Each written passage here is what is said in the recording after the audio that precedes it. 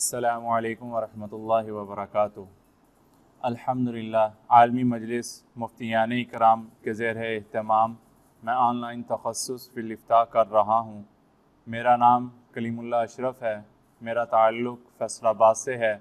मेरी फ़राग़त 2017 में जामियातुल हमीद लाहौर से है।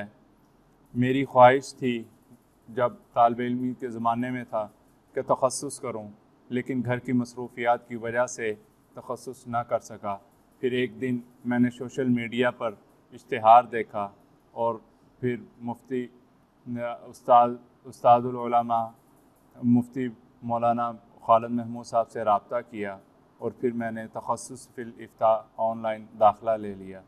अल्लाह ताला से दुआ है कि अल्लाह ताला इनके उम्र अमल में बरकत अता करे और ये जो पौधा लगाया है अल्लाह ताला इसमें बरकत अता करे और क़यामत की सुबह तक इसको आबाद रखें।